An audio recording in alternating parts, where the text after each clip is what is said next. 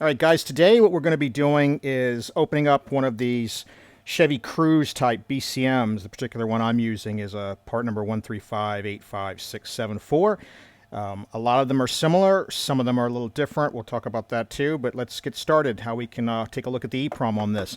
This guy is held together by several little clips you can see here. There's one on the end here that's actually broken off. There's a center one here. There's what the clip actually, normally looks like that retains on this tab. And then underneath, there's one sitting in the center.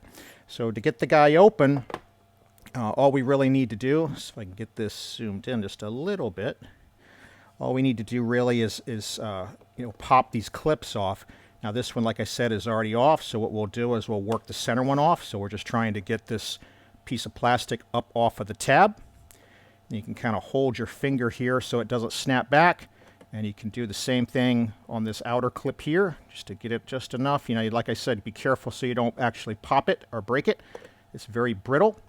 And then while you've got that, and again, just keeping your finger on it so that it doesn't slip back, come over here on this side and do the same thing to this bottom clip. And once you do that, you'll be able to separate the board assembly from the outer housing.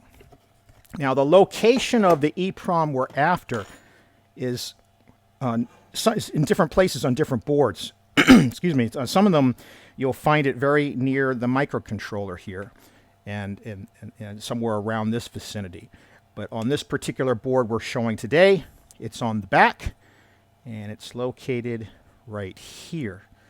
And so the guy we're after is a 24C16 type device.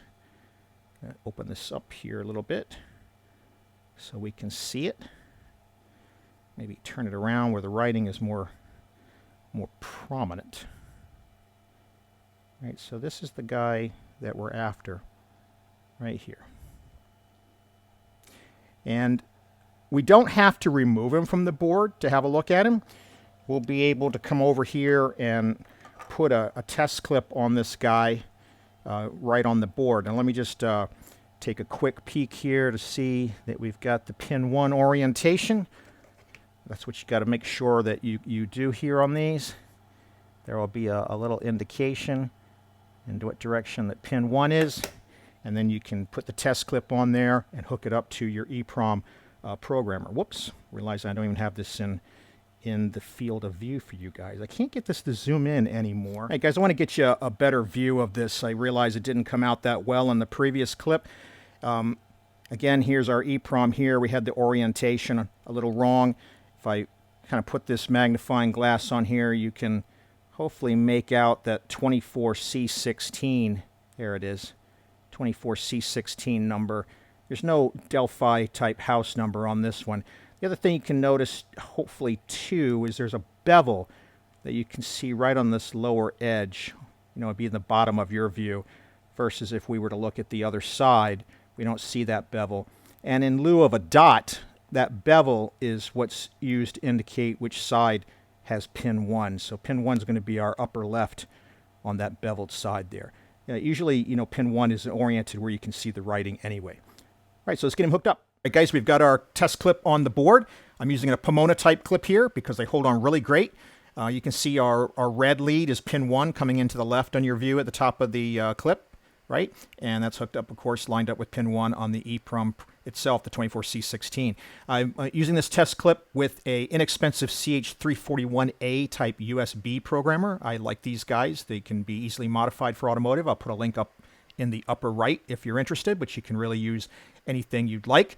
So now that we've got him hooked up, let's go ahead and give him a read. All right, I'm using AS Programmer here for this particular read. I prefer that kind of programmer with the CH341A. And I've got it set up here for use with a 24C16 type device, like we mentioned, so that we're able to go ahead and read everything properly. You can see that right there on the screen of AS Programmer. So let's go ahead and give him a read and pull up the information. Pulls in pretty fast here. So let's talk about some of what we see in this read. So the first thing I'm going to draw your attention to, if we kind of scroll down a little bit, you can see this guy right here, this 2671 number in memory. that's actually setting at offset A07. This is the pin code for the key relearn. This is where this is stored in plain ASCII inside of the EEPROM right there, right? So you can see that 32, 36, 37, 31 starting at A07 in memory. That would be where the pin code is stored in this particular style of BCM. The next thing that we'll take a look at, if we scroll down just a little bit here, we can see the VIN. You can see the VIN over in the ASCII section there, and that's stored over at starting at 1E8, right? So you see the 31 there corresponds to the 1 at the beginning of the VIN number, and then runs all the way, through to the second line there with the 1-2 that you can see. So you can, go ahead and edit a VIN like this. I prefer just to, copy the contents from the old BCM over to the salvage yard BCM rather than, messing around with editing it in these, because you can't reprogram these used BCMs anyway. SPS on GM is really set up for new ones, and your options are, kind of limited to either moving the chip or reprogramming the chip, unless you have a way to reprogram it with a virgin image. Something else I'll show you is the mileage, right? So the mileage is also stored in the BCM. It's stored in 3 locations. The first location is, not necessarily 08, but 07. So this 0F25A9 value is the first representation of the vehicle's mileage. It's in an obfuscated format, so you need a mileage recalculator program to figure out what this means, in miles or kilometers and modify it. But that's the first location.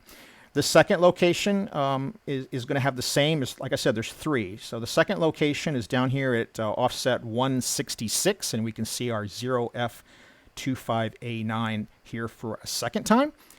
And then the third location is down here at 1 Charlie 4, so you can see our 0F25A9 for a third time. So those are the redundant entries of your mileage.